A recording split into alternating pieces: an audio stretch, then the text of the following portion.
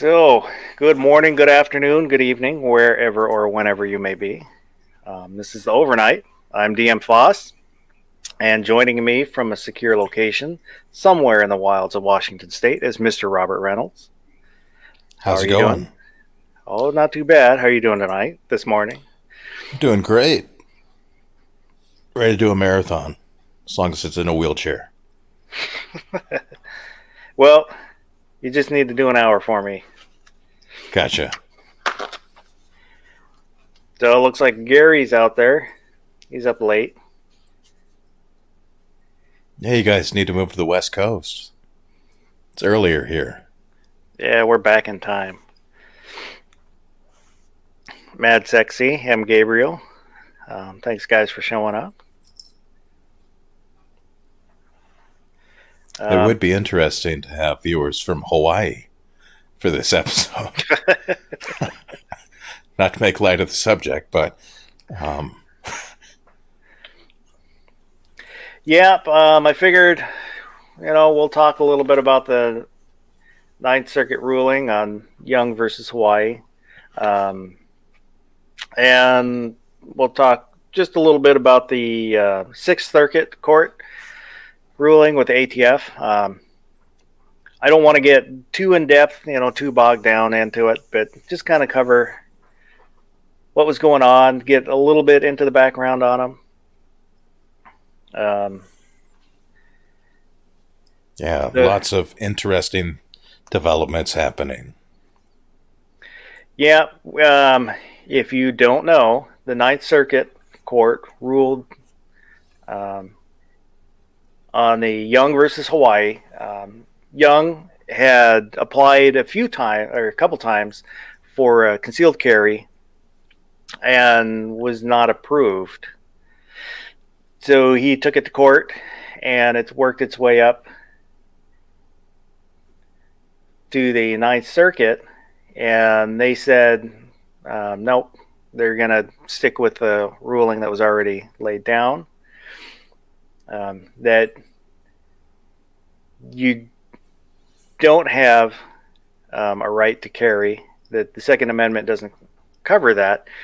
And they also stated that the other rulings on the Second Amendment didn't look deep enough into the history, which we'll cover just a little bit. Um, so, Yeah, so now we're in a situation where basically the Ninth Circuit is saying you don't have a legal right to open carry and you don't have a legal right to conceal carry. So well, depending on how your state laws are, it's yes, not. that's the big thing, Yeah, because right now this ruling doesn't change a thing. Um, n- Nothing has changed. Tomorrow, nothing will change. yes, it's In the exactly the future, same it was in Hawaii yep. So it's before still up this. to your state. It doesn't make open carry illegal. It just allows your state to say you can't open carry. Um, and And go ahead. one thing that I was a little worried about is with like we had it in Washington, they wanted to ban open carry of rifles, like at the Capitol. Yeah. Um, we do need to watch out that now that there is technically no legal right to open or conceal, they might try to, on a state level, like Washington State, they might say, well, we'll let you conceal carry, but we're going to take away open carry. But that's not happening yet. No, that's not, and we'll cover that here in just a minute. So we'll cover a little bit of the background on the ruling. So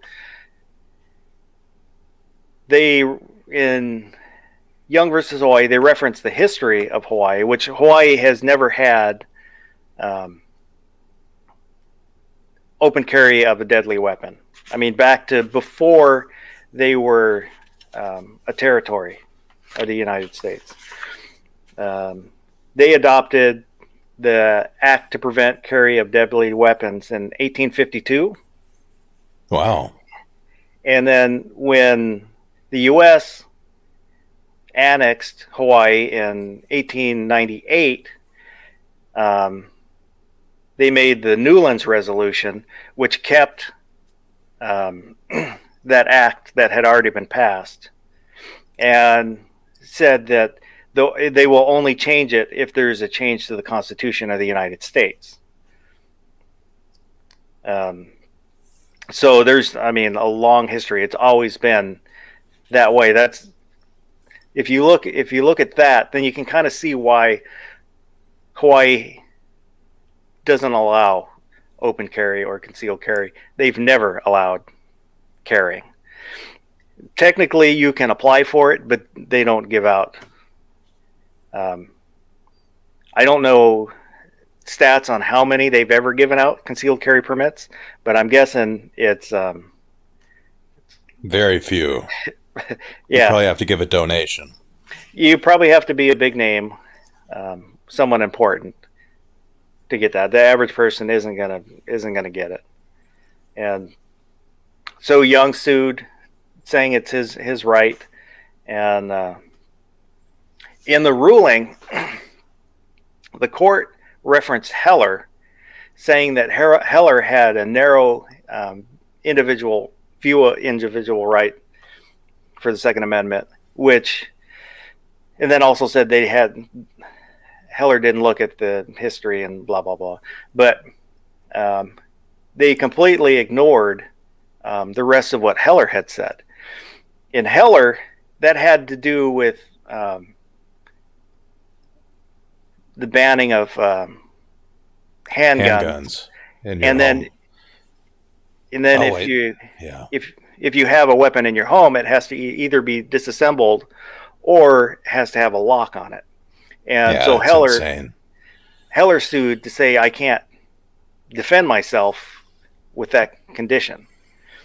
And so when it got up to the Supreme Court said that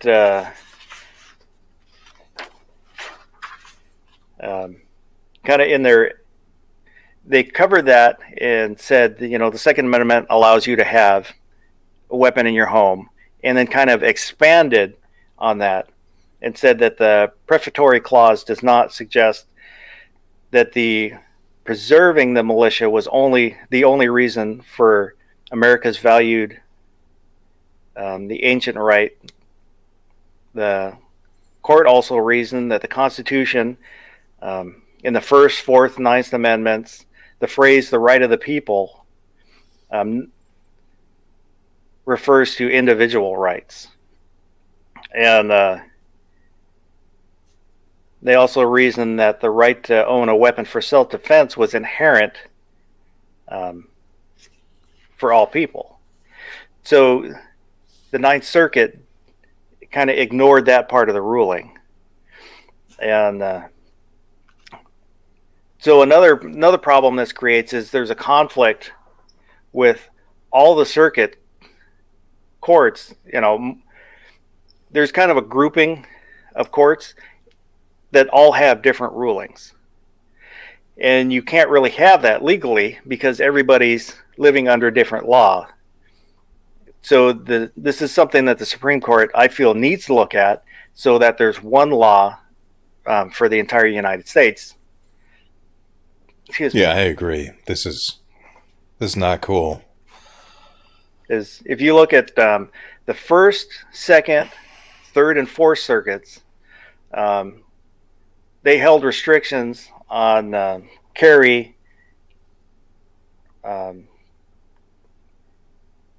where you have to show special danger, which I'm not sure what a special danger, but and like the DC Circuit only permits for concealed carry for a good reason. If you have fear for personal injury or injury to your property. The Seventh suggests it would disapprove a ban on a special reason, a special need to carry. And the Fifth, Sixth, Eighth, and 11th pretty much all their jurisdictions allow open carry. So you've got all these different rulings that you legally you can't have. Um, everybody is supposed to be governed by the same law, and right now that isn't the case. So hopefully, the Supreme Court will take this case. Yeah, they need to. And then we'll, once and for all, I believe that they will rule favorably on it, on some sort of carry, whether it's permits for concealed carry or open carry, one or the other, just a carry so that you can protect yourself. Because in the Heller, it says you have a right to protect yourself, to have a weapon to protect yourself. And of course, this is all, you have to remember, I'm not a scholar, I'm barely educated. So this is just my interpretation of, going back and looking through the rulings. Yeah. Yeah, I agree. Personally, if they had to pick one, like if they say, well, open carry is not constitutionally protected, you need to get a permit, I'd rather have them protect concealed carry. Personally, I feel like more people do that. It's more socially acceptable to walk around with a gun not in plain view. And if they were going to pick one, I think they'd do that. Yeah. M. Gabriel was asking where I got my information from. I put in the description, there's links to all the circuit courts. So you can look up, if there's ever a ruling that covers you, you can look up what that ruling was. And then I believe I also put a link. Here, let me scroll down over here. If you're not sure what your circuit court is, I thought I put a link. I might have forgotten to put a link.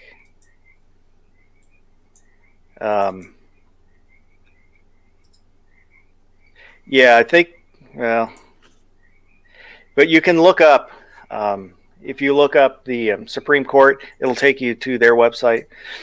And then there's a place to put in where you live, and it'll show you what court covers your area. I have a photo that will show all the circuits. Let me get it. And then also put a link for the ruling on the Young versus Hawaii, so you can look it up and read. If I reference a source, I try and get the actual source material, just so it's not somebody else's interpretation, or if maybe there's an omission purposely or not purposely. I like to go back and see the actual text myself and then reference that. Sometimes you can't. And some of what I looked up wasn't, it was somebody else's. And I don't recall exactly where I got some of it from, one of the college law websites. But so if I bring information, I try and get source material itself, just so it's from the horse's mouth.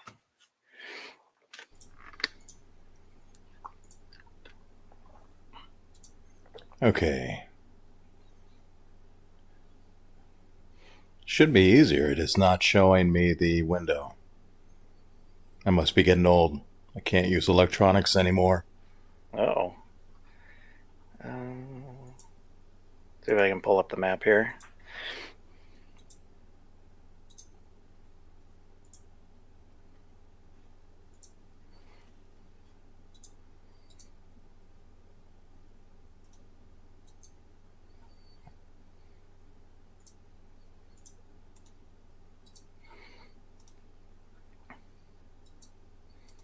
Okay, I got it.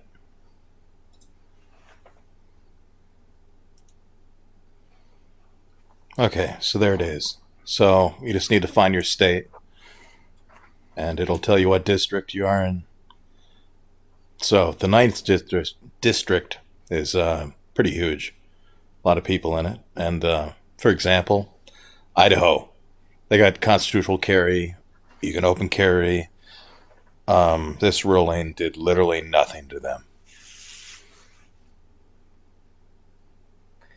And if it goes to the Supreme Court and gets kicked back down, or they don't hear it, or say that it stands, then I think there are possible ramifications where it can embolden the states that aren't as 2A friendly to push bans on carrying. But as for right now, I'm not too concerned. I'm trying not to be too concerned. It even shows the population.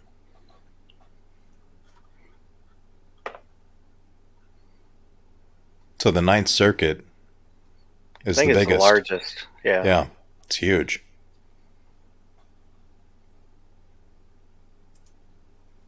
Well, there you go. Now you know what circuit you're in case you didn't. And for DJ Play Nice, yes, this year there seems to be a lot of freedom frogs out there. And there's nothing I can do. It'll be there until winter. So hopefully it's not too distracting.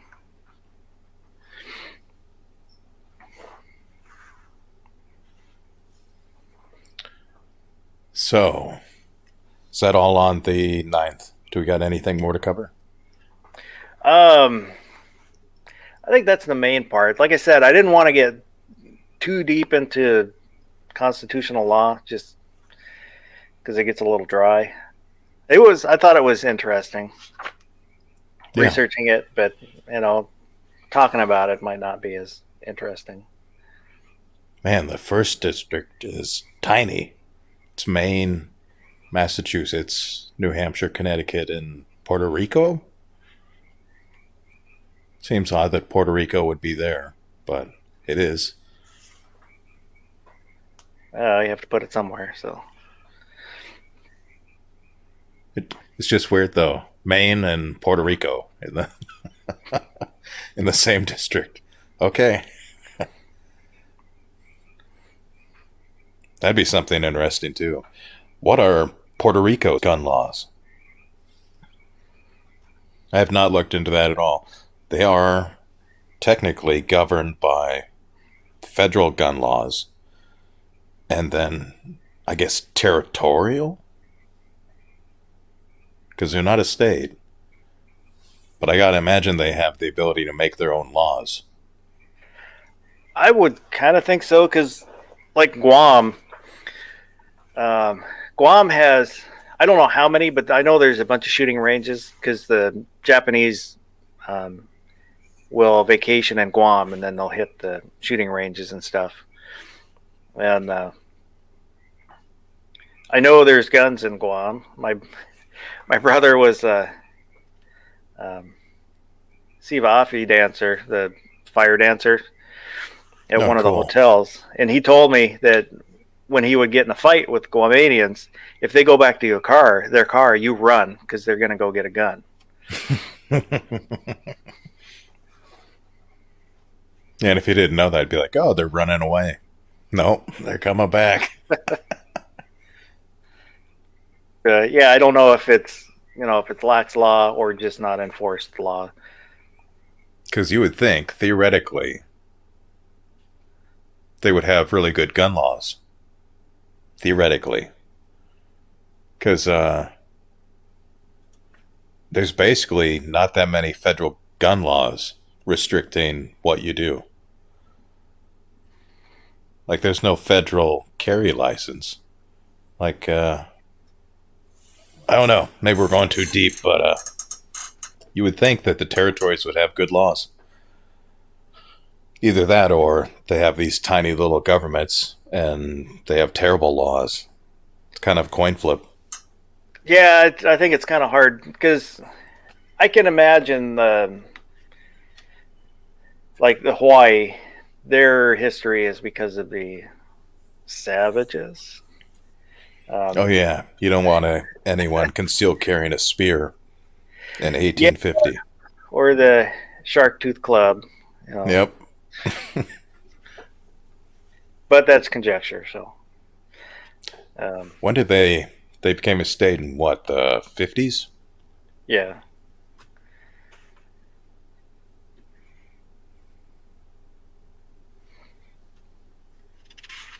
So the other big ruling was the Sixth Circuit Court ruling um, on the ATF, and they're defining bump stocks as a machine gun.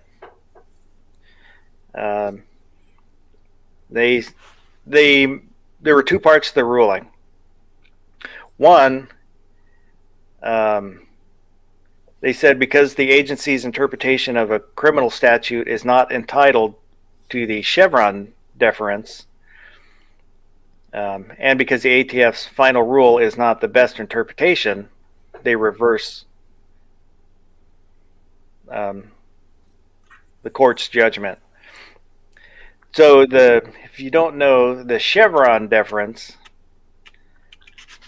which I had a note so I could say exactly what it was, and I think I forgot to bring it out. Um, Basically, says that the ATF that would be making law, and they can't make a new law. Um, and then the interpretation part, um, if the definition of a machine gun is the term machine gun means any weapon which shoots, is designed to shoot, or can readily restore to shoot automatically more than one shot without manual reloading by a single function of the trigger. So one pull, lots of shots.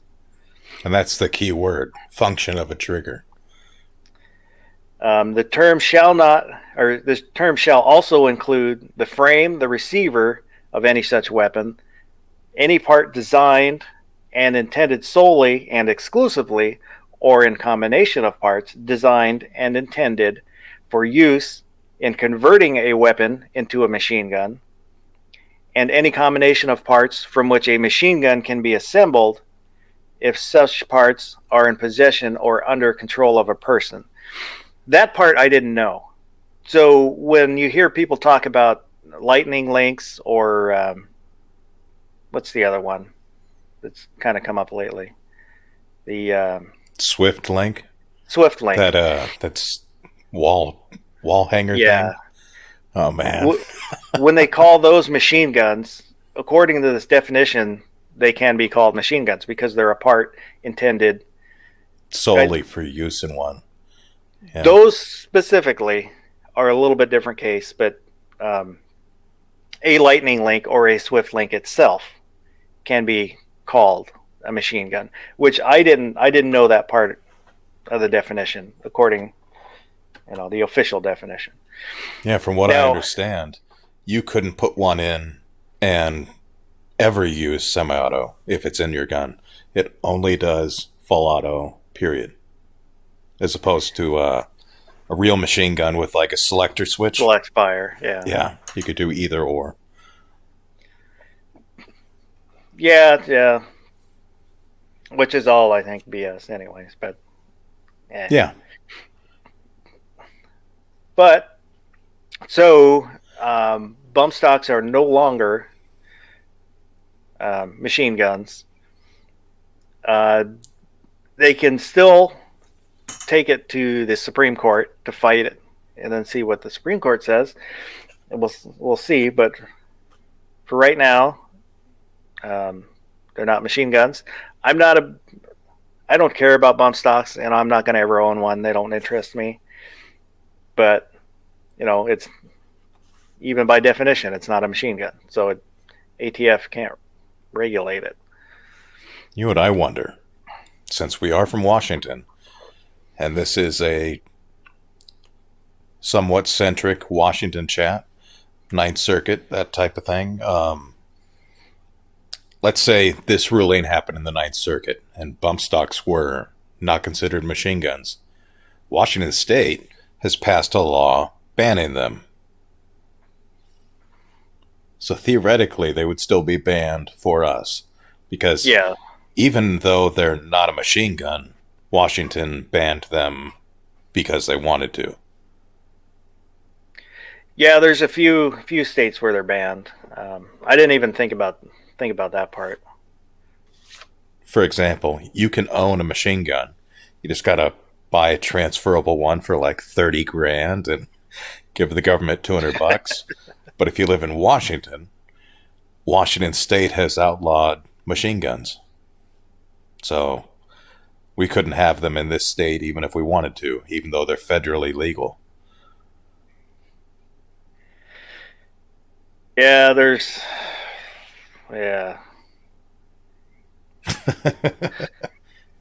No fun for us, even if we're rich. no. I mean, if they were cheap, yeah, I might own a, MP5. But Yeah, if like an AR-15 was $500 and an M16 was $550, be like, yeah, sure. yeah, why not? I can always shoot it semi-auto anyway. You don't have to do full auto. But yeah, it's 30 grand for an M16. That's just. Can you imagine investing those back in the 80s? Be like, oh yeah, I'll buy a few of them for $300. Now they're worth 30,000. Yeah, that's all those memes where a woman goes back in time and blah blah blah, and a man goes back in time and he's whispering, Buy a buy machine. the M16s. Yeah, buy all of them. Or even the people that were buying the drop-in auto Sears, where it was like, what, $30? You just buy a whole bunch of them, register them, and then that's the machine gun. Oh, someday I would like to at least shoot one once just to say I can do it. Maybe hit one of those places in Vegas. That would be fun. And Vegas is in the Ninth Circuit, so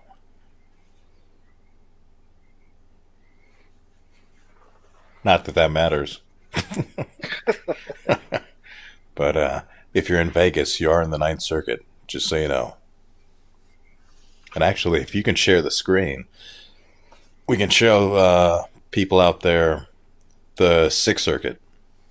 So if you live in one of these states and your state hasn't banned bump stocks, theoretically, you should be able to buy a bump stock. Where you're going to buy it from, I got no idea.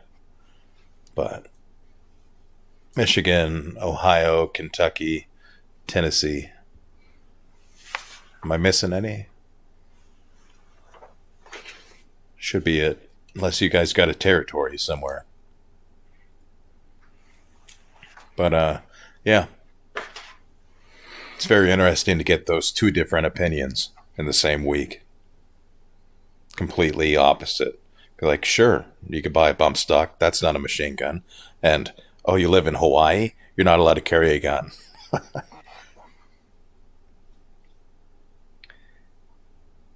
M. Gabriel's wondering have you heard of rare breed triggers? I have heard of them. They're the forced reset trigger. Have you heard of them? I haven't heard of them. I've heard of forced reset triggers, but I haven't heard the name. So what they do is you pull the trigger, the gun cycles, when the bolt comes back, it hits some type of mechanism in the trigger cassette, and it forces the trigger back forward, allowing you to pull it again. So theoretically, if you were to just keep constant rear pressure, it acts like a full auto. theoretically. Of course, you don't have to do that. If you lightly pull it, it'll put your finger back and the trigger back, and it won't shoot twice. But I would say buy them while you can, if you can.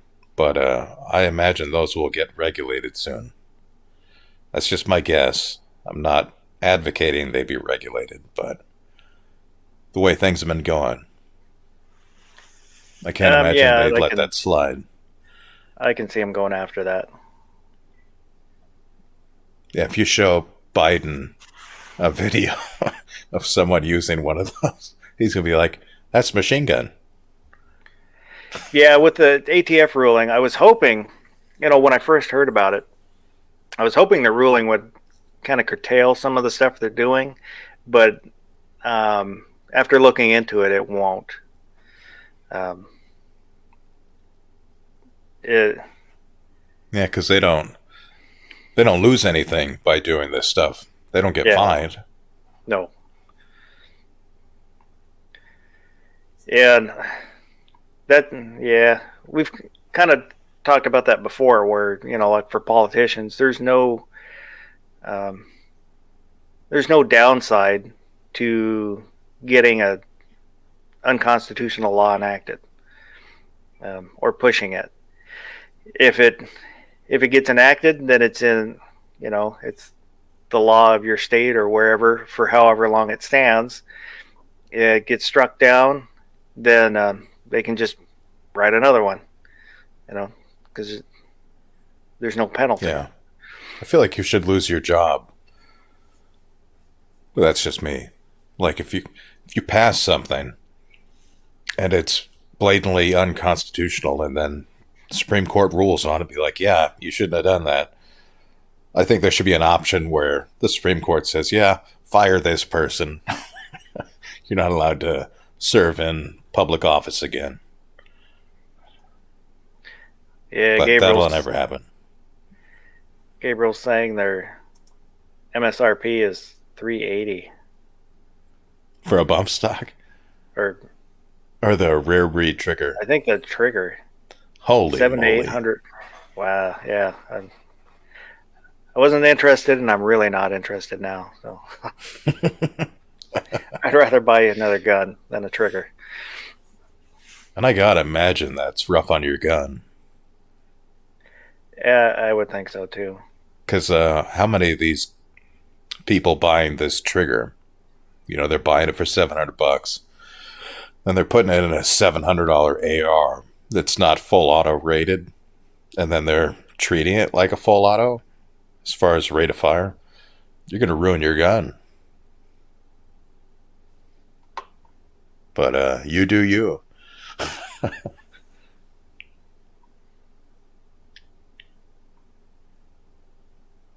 Plus, can you imagine feeding ammo into that thing right now? Oh, it's crazy expensive. Be like, oh yeah, this has got 1,200 RPM.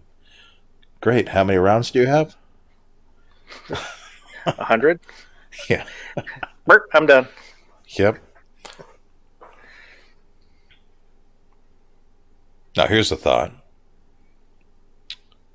22 long rifle. They have those conversion kits.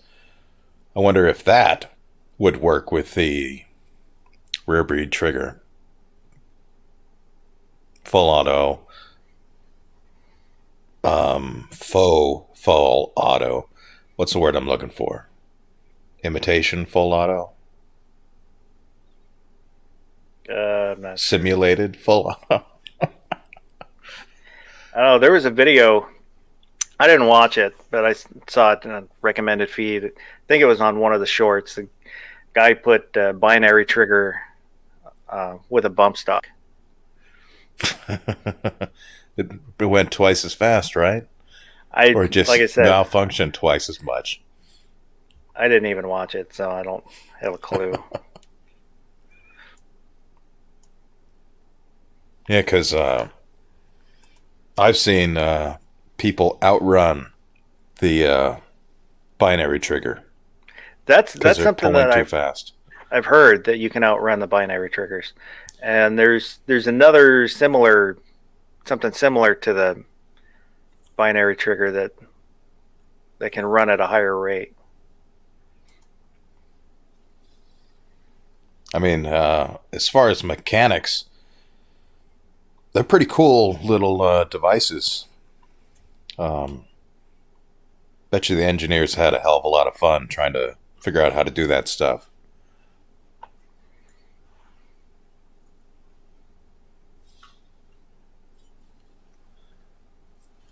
But speaking of ammo shortage and stuff costing way too much, I thought we could talk about black powder guns, because right now I found this pretty cool website and I wanted to share it. Yeah, Technically, definitely. these are non-firing replicas, so do not shut us down, YouTube.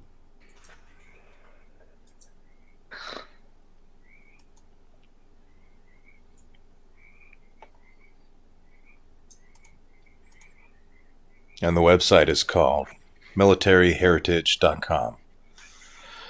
And they sell these non-firing replicas. So, what would you say? It's just a hunk of metal, basically. I guess you'd call them an 80% black powder firearm. That's the, that's the best way I can describe this. You have to drill your own vent hole in these things. Yeah, And probably people would kind of understand what you're talking about if you say 80%, but it's like 95%. yeah, it's like 98. Just one tiny little drill with a hand drill. And so you buy these things, and you can even get them in Canada. They ship them right to your house, and even states like what is it? Is it Ohio that has like, oh, you're not allowed to own a black powder firearm until you're 21, or a I black don't powder know. handgun. I know Um, there's a couple states where you have to it has to go through an FFL. so if you wanted to have the fun of having one of these that didn't work, you can buy it as a non-firing replica, and they ship it right to your house. And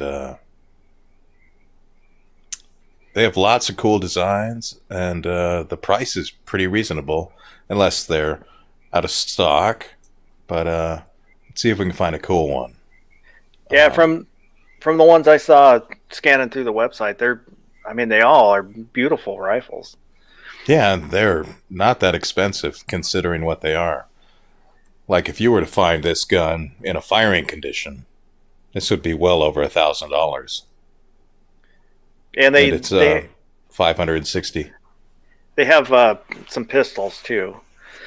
Yeah, and you can shop by what they were used in or who were they used by. So, like this one's from the American Revolution.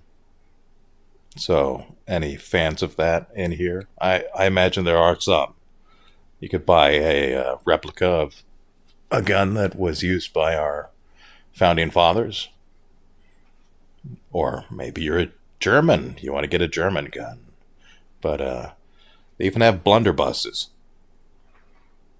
So all you got to do is drill a hole right here at the what do you call that? The pan, and you would have a functional firing blunderbuss for $499, shipped right to your house.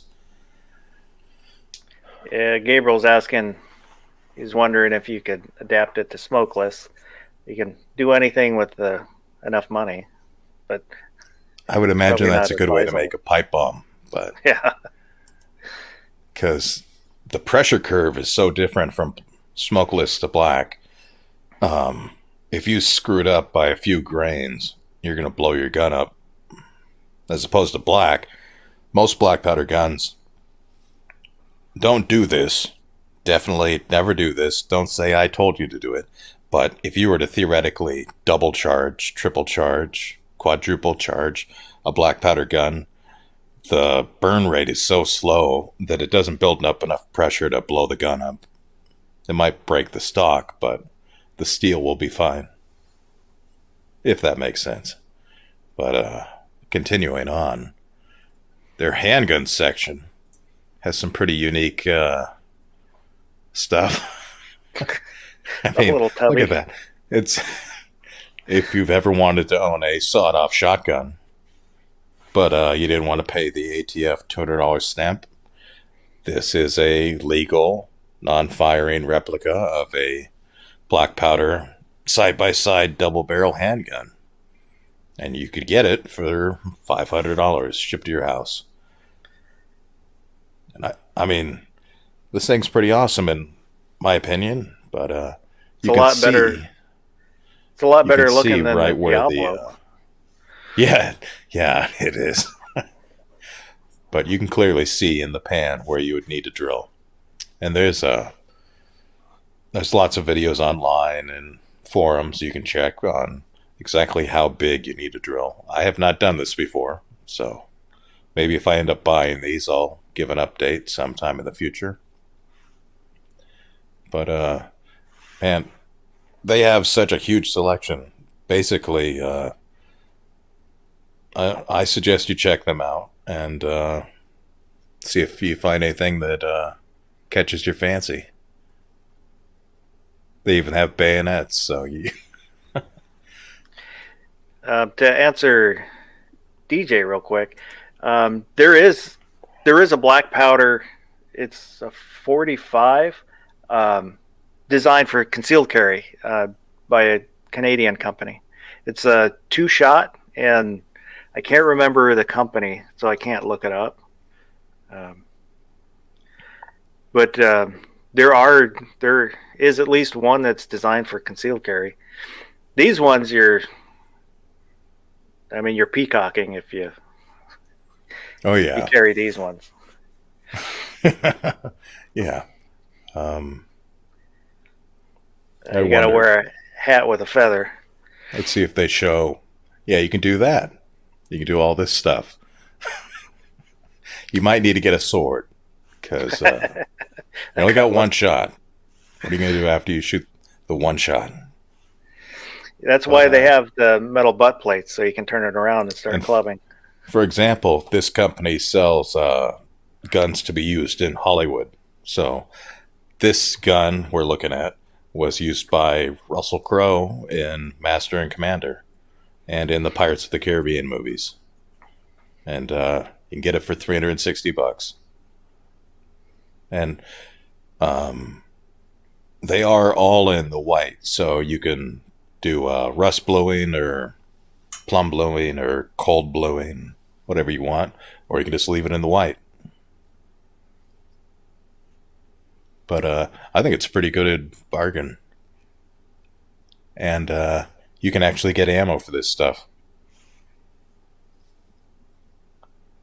And as opposed to like a 1858 Remington New Army replica, you don't need caps. All you need is powder and ball.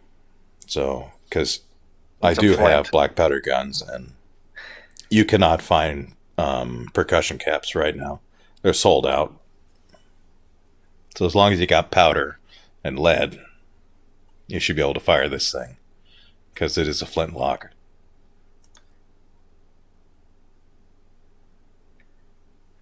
I guess Iraq Veteran did do a video where he completely loaded the entire barrel of like a 30-inch barreled gun with black powder and then put balls on top of it, and it did not blow up. I think it did break the stock, but the gun did not break. I could be wrong. I probably am. But yeah, just go look up his channel when you get a chance, and maybe post a comment and let me know how wrong I am. rest in peace, Barry. I haven't really watched it since Barry died. Me neither. Well, I kind of stopped when Barry left because he just stopped being in the show, and they didn't even talk about it. It's pretty weird. Yeah, that's what they did address that. He was having, I think that he was having the health issues. He kept it vague. IV-88. Said something, I don't remember exactly what he said, but that Barry was dealing with some stuff, so he wasn't going to be around. Yeah, it's too bad. And I know people like to joke about what's his name, Chad. They call him Chode. Not Barry. That's not very nice. No, and then Because that was his friend. I would hate to be have a friend die and then people call me Not Barry. Like, oh, you're not your friend. We don't like you. That's pretty. That must suck. Part of that he brought on himself Because of the that chat. Yeah. I'm okay with you calling him Chode. No problem there. I don't call him anything. I don't. Yeah.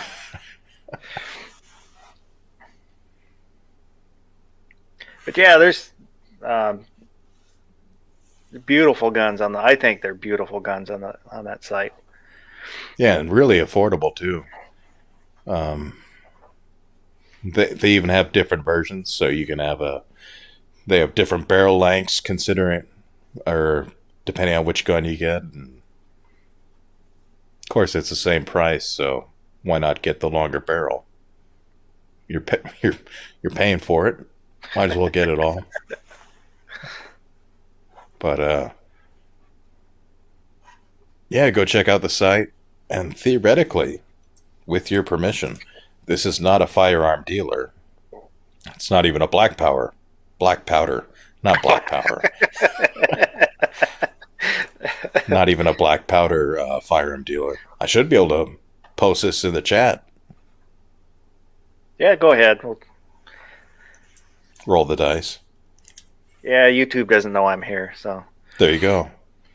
It'd be quite amazing if they immediately deleted it.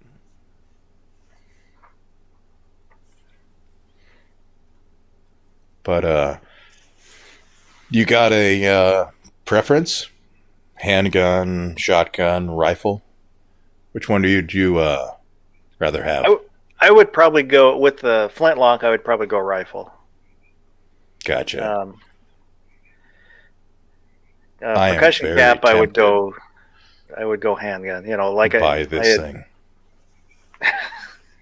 Stuff it with silverware. Yep. Well, yeah, exactly. You go fight the Scottish with it. But yeah, go check out that site. That would be cool. A blunderbuss with a bayonet. It'd be a little hard to get it over the barrel. Do they have bayonets? They do, not for the blunderbuss, though. Like, you can get a Brown Bess, if I can find one. Here we go. So, you want to be a red coat, you can buy one of these. So, this is a later version, but it was used in Napoleonic Wars, War of 1812, the Alamo, and by the U.S. Marines. And if you want to hit anything, you just need 50 more people to line up with you. Yeah, that is true. If you want to get something accurate, you do need to get something that's rifled. And that might be an issue on this. I do not know how many of these are rifled. I think the majority of them are muskets. Yeah, I would love, like a Tiger Maple Kentucky long rifle. Those are gorgeous. Let's see if they got one. That would be under the American. So this is like a Last of the Mohicans.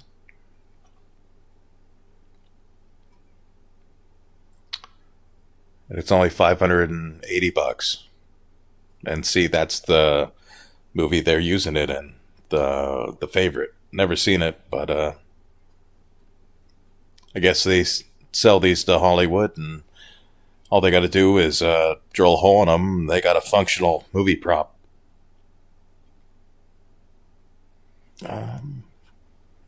Okay. This would be American Civil War. Yeah, Gabriel, don't worry. I think I was asleep for it too.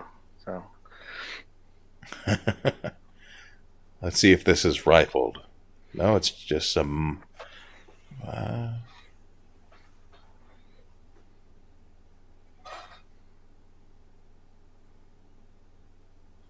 Unless I'm wrong, I think it's just, yep, smooth bore. So it is just a smooth bore musket. So if you're worried about accuracy, get closer. either that or get a shotgun, because then you can shoot more than one round.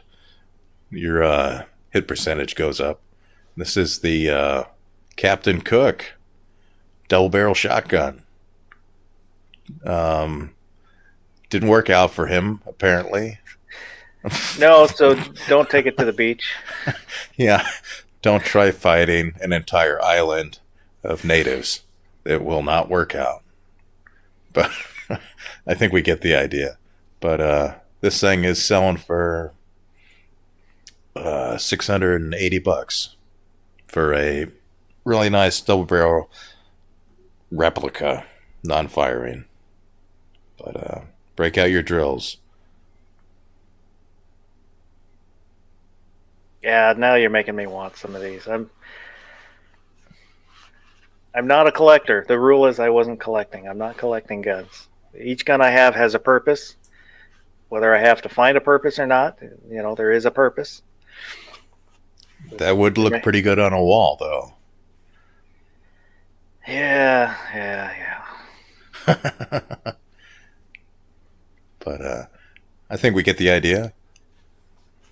So what do you think? We could buy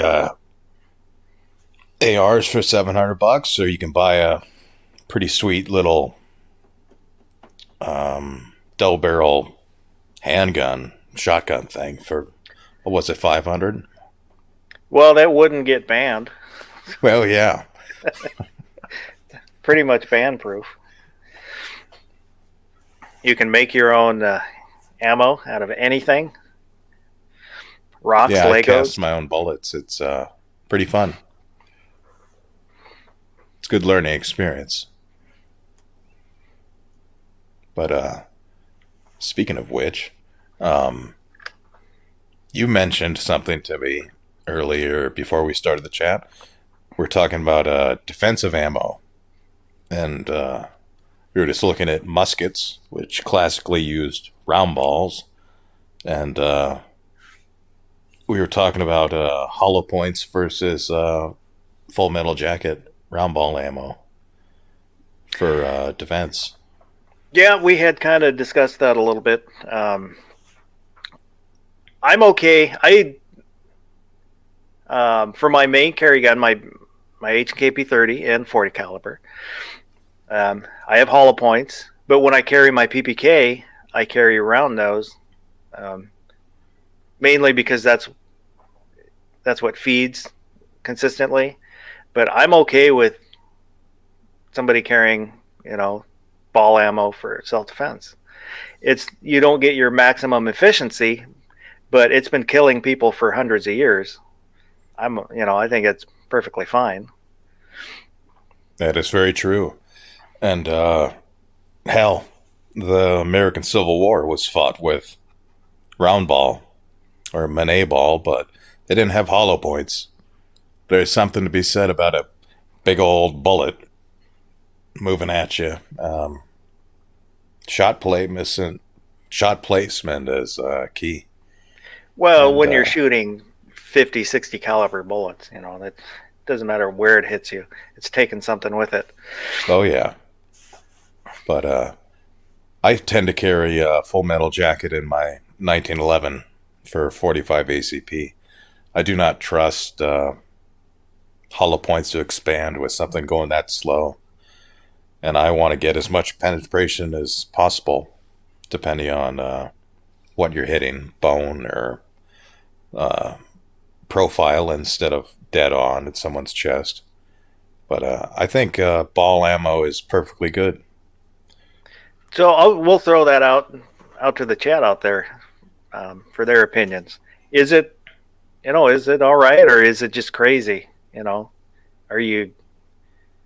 What do you guys think? And Yeah, I do make an exception for Magnum calibers. If they're going smoking fast, yeah, I'll get a hollow point. with 'Cause you don't have to 380. worry about penetration anyway. Yeah, with the 380, there's only a couple brands that expand.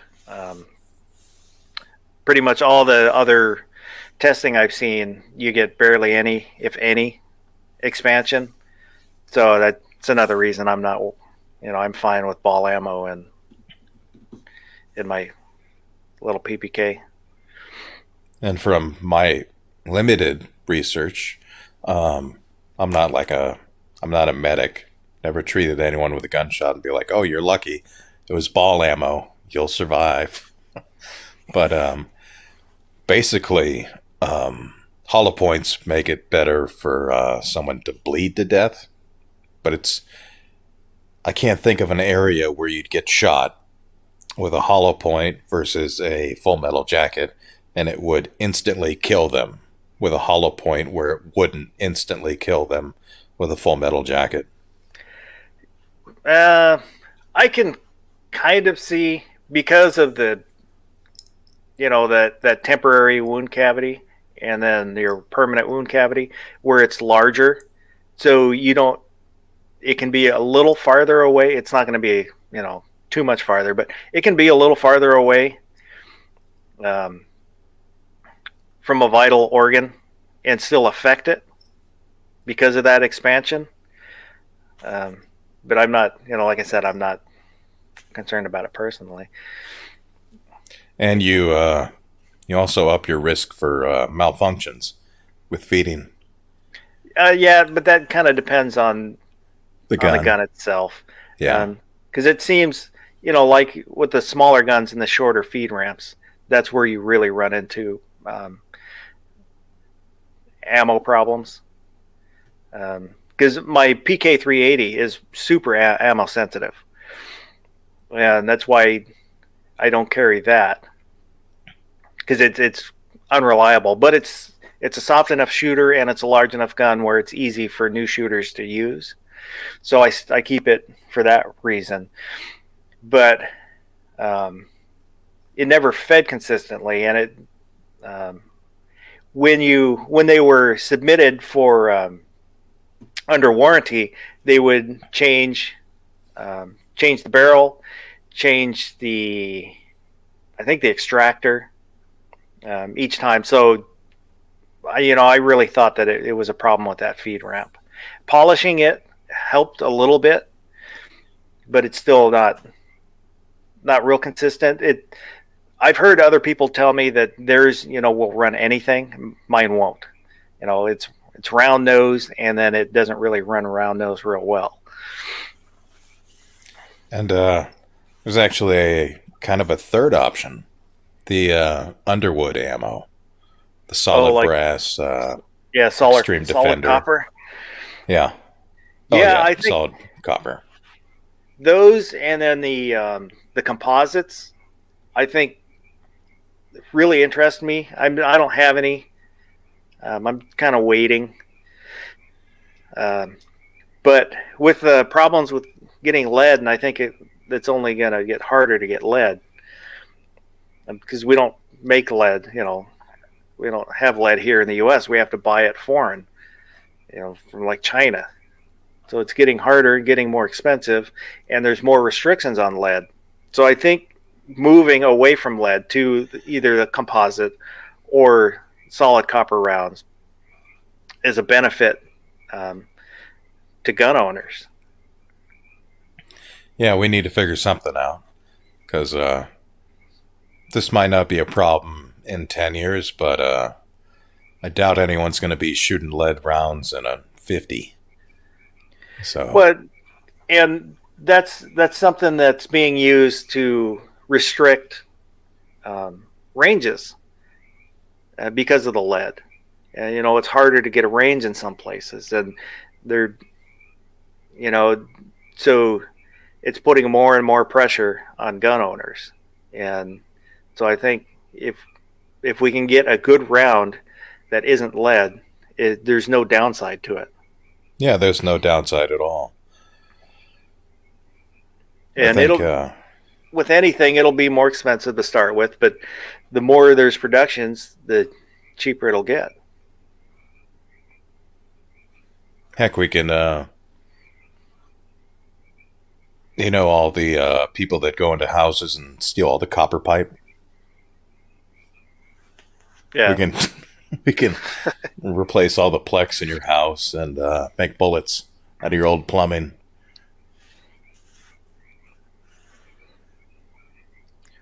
What weight was that, Daniel? What? Oh, he said he shot the Ruger ARX composite ammo in 9mm. I'm just kind of wondering what the weight is. Yeah, that's the interesting thing about handgun ammo is you can lose a little weight, but if you kick up the velocity high enough, you'll actually have a better energy transfer into your target. I still prefer, fat and slow. Yeah, it's I mean, there's calculations you can do, but a bigger bullet going slow or a smaller bullet going fast. It's all dependent on how fast and how big. But heck, I carry 45 long Colt, so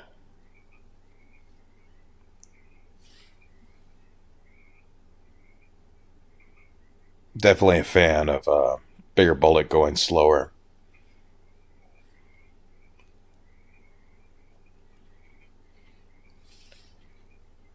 So do we have a consensus? That was a hard one. Has anyone said they prefer hollow points? I think pretty much everybody just ignored the question. So, but Daniel said they were 65 and 85 grain, so pretty light. So they're probably screaming pretty good. They're busy buying black powder replicas right now. They already left. They're not listening. So we're at our hour mark. Is there any last comments you have?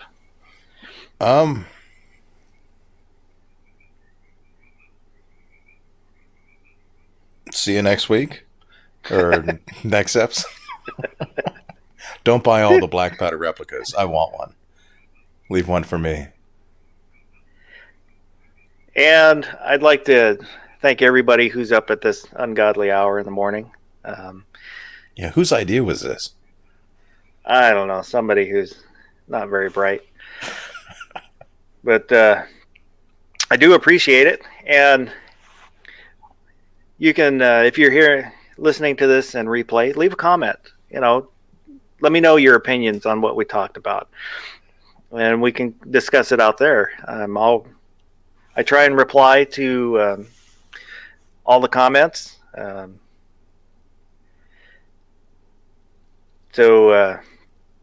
Yeah, we read them. I do. I get so few that I usually don't miss them. So yeah, you can still participate even if you're watching this in replay, and if you are, I appreciate that too. And Gary, have a good night to Gary. Get some sleep. He's got a show coming up. I think it's 10 o'clock his time. It's something like that. 7 o'clock my time. I don't know the metric conversion for his time. But so if you're up in the morning, check out Gary Gizzard's early morning chat. And I need to come up with a closing line. I don't have a closing line. Nothing ever seems very good. So Shall not be infringed. No, that's Night Strike. No, he says shall not pee in fridge. Well, yeah, but um, so hang on just a second before we go. Let me do this. Or not do that. Depleted uranium rounds. I think that might run into some legal issues. That's just a hunch. Yeah. So, um, everybody have a good night. Thanks for showing up. Well, see you in a couple weeks. See you later.